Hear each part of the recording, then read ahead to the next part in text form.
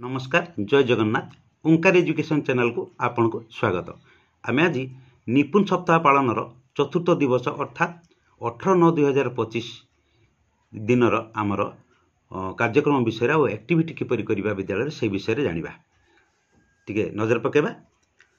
Day for 18/9/2025 विद्यालय नाम लिखिदेवे। शिशु बाटिका और प्रथम श्रेणी पर एक्टिविटी 1 रही कविता आवृत्ति करवा और नाचिबा। एल रही पिला माने अनुकरण करी गीत गाइबे और नाचिबे।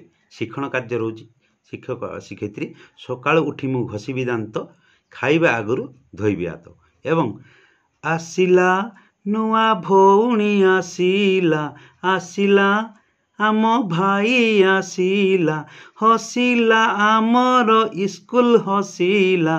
ए दुईटी गीत को सुंदर स्वर दे गाइथिले। पिला माने गीतटी को गाई गाई शिक्षकों चारिपाखरे नाची नाची बुलीथिले एवं खूब खुशी रे मजा नेइथिले। एक्टिविटी 2 चित्र और अक्षर खेल खेलिबा। एही एक्टिविटी रो लर्निंग आउटकम थिला छात्र छात्री अक्षर देखि चित्र को बाछिबे और कहिबे।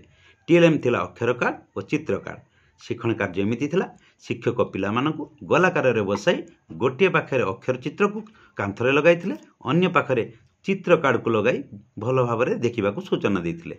शिशु बाटिका पिला मानकु अक्षर देखाई चिन्हवा कही एवं यही अक्षर रे केउ चित्र अच्छी कुह पचारि। प्रथम श्रेणी पिला अक्षर सह केउ चित्रर संपर्क पचारि। शेष में अक्षर सह चित्र को जोड़ी क्रम समस्त चित्र कार्ड को सजाइबा सुजोग देते। पिला माने आनंद सहकारे यही खेल में मजा नहीं। एबे आसीबा एक्टिविटी 3 पहाड़ और नई विषय जानिबा। टीएलएम थिला पहाड़र चित्र और नईर चित्र। शिक्षण कार्य एमिति थिला शिक्षक पिला मानक सम्मुख रे पहाड़ और नईर दुईटी चित्र कार्ड को प्रदर्शन करी किछि नुआ कथा पिला मानक सह आलोचना करथिले। जेपरि पहाड़ उच्च को नई निम्न को गति करिथाय। पहाड़र अनेक गछ लता और पशुपक्षी रही थांती। नई रे जलधारा थाए। सेही नई रे माछ कंकड़ा चिंगुड़ी आदि अनेक जलजीव रही थांती। लोकमानकर पहाड़ और नई जो बहुत उपकार होता है। एक्टिविटी 4 स्वर शुणी शब्द खोजा और कहवा। एथिरे एल थिला स्वर अनुकरण करिवे और नाम कहिबे। टीएलएम थिला मोबाइल चित्र कार्ड विभिन्न पशुपक्षी चित्र। शिक्षण कार्य एमिति थिला शिक्षक पिला मानकु गोलाकार रे बसाई थिले समस्त चित्र कार्ड और मोबाइल नहीं पिला मानक मझिरे बसिथिले और सूचना देइथिले कि मोबाइल रे मु जे पशु किंबा पक्षीर स्वर शुणाइबी तुमे अनुकरण करी कहबो। एहीपरि शिक्षक मोबाइल विभिन्न पशुपक्षी नाम मानक स्वर को शुणाइथिले। पिला माने स्वर को अनुकरण करी कहिथिले एवं पाखरे थिबा चित्र को देखाई धारणा को दृढ़ीभूत करिथिले। एही खेल किछि समय चालू रहिथिला। एक्टिविटी 5 मो कथा को मान। एलो थिला अनेक निर्देश बुझी कार्य करिवे। एही शिक्षण कार्य रे शिक्षक समस्त शिशु बाटिका और प्रथम श्रेणी पिला मानकु अर्ध कलाकार रे बसाई मझिरे निजे रही सूचना देइथिले कि मु जहा कहिबी तुमे निर्देश अनुसार कार्य करी देखाइबो। एही खेल रे शिक्षक पिला मानकु ठिया हुओ बसी पड़ निजर बाम हाथ ऊपर को टेक नाक को गोटिए हाथ रे धर मुंड छुओ इत्यादि निर्देश देइथिले। पिला माने निर्देश अनुसार सेही भली कार्य करथिले। एबे जानिबा द्वितीय तृतीय श्रेणी पे कौन कौन एक्टिविटी रही भाषा ज्ञान रे। एक्टिविटी 1 रही कविता आवृत्ति करवा और नाचिबा।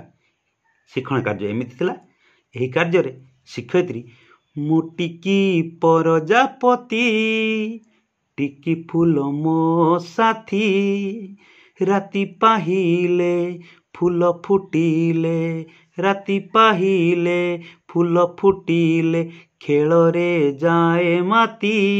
एही शिशु बाटिका गीतटी सुंदर स्वर रे गाइबा सह अभिनय भंगी नाचिथिले।